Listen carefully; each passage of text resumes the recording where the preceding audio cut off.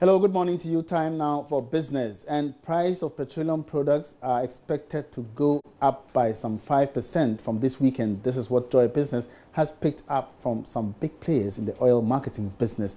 But would these oil marketing companies have their way by increasing prices at the pumps? The following Business Desk report highlights some of these issues.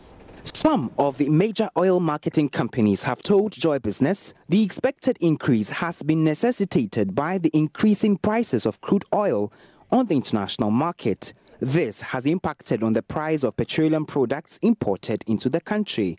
Some of these firms have also told Joy Business the current arrangement of using part of the stabilization levy to hold prices at the pumps may not be enough to keep prices at the pump unchanged for that long.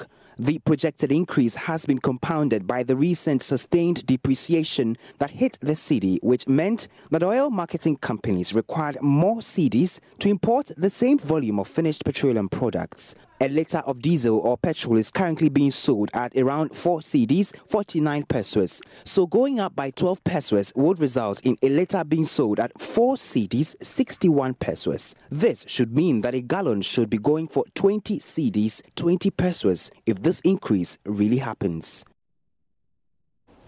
Now, if you thought cryptocurrencies would become less popular, especially following the Bank of Ghana's caution, then you might be on the wrong path. Ghana now has its first indigenized cryptocurrency, the Finch coin. Finch Coin Ghana Limited, the entity behind this currency, hopes to make more Ghanaians adopt this mode of transaction, which has become a global phenomenon. But to what extent do people understand the concept, and will they readily accept its usage? Joy Business sampled the views of a section of the public. Let's hear what they say. I have not read much about it to know what it's about. So I can't say I want to invest in it unless I have read more about it. Then I understand what it is about before I can invest in it. We have seen so many times that these monetary systems came up with all different kind of schemes and people have lost their money. So I'd be very, very cautious in actually dealing with it. Bitcoin is so new. So if I have to use it for business at all, I would like to wait a bit to see its success. First of all, because you also don't want to lose money, since it converts into so much money accumulated into something small. I've heard about it, but investing in it now, because I want to have control of my investments. I prefer to see what I'm doing and where it's going and where the returns is going to come from. The Bitcoin is actually like a very good investment for now. You are able to get like more returns. And I wish way back in 2009 I had actually invested. I'm sure I've gotten like some more money now, because it's like $1,000 for one coin. Why not? I actually would. If the market is good, why not?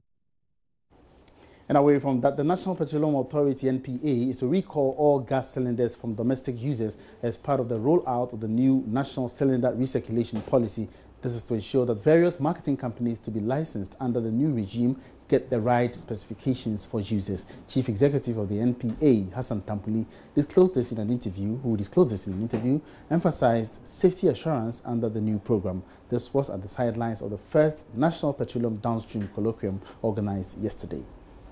Policy Director for Marketing and Distributing Liquefied Petroleum Gas, LPG, using the cylinder recirculation model is to ensure Ghanaians have access to safe, clean and environmentally friendly products for use. An implementation strategy is currently being developed for the smooth run of the policy. In an interview with some journalists at the Petroleum Downstream Colloquium by the NPA, Chief Executive Hassan Tampuli disclosed the government will give specification to the LPG marketers to replace the existing cylinders in the system. We are going to have a lot of cylinders sitting in pellets, and then we'll now move them also to retail outlets close to us, and some will be able to deliver to consumers, in their various homes. There's the stage in the implementation regime, what we call total recall, cylinder recall. We'll recall the system cylinders in existence, and then we'll trade them off, okay, and then we'll retire cylinders which do not meet the safety parameters. He, however, assured that the recall will be among the final initiatives by the authority to ensure the desired result is achieved. Consumers are no longer going to own the cylinders. The cylinders are going to be procured and owned and branded by the marketing companies. So you and I will only have to just take an empty cylinder to a retail outlet and get a filled one. That's how it's going to be. If you want any size, if you want 3 kilos, you want 6 kilos, you want 9 kilos, 12 kilos, depending on the depth of your pockets, you can get any cylinder that you want that will meet your pockets. The recall will take place when we start rolling out. And that should be almost within the final stages. Because when you do that, consumers will now have to give out their cylinders. That should come at the last stage when we know that the marketing companies have gotten enough cylinders to roll out.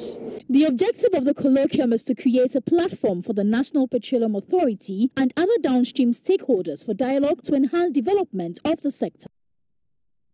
All right, so we'll certainly get the reactions of some other stakeholders in our subsequent bulletins. That's it in business for now. My name is Emmanuel Abuaji. We are Faith. Have a good morning.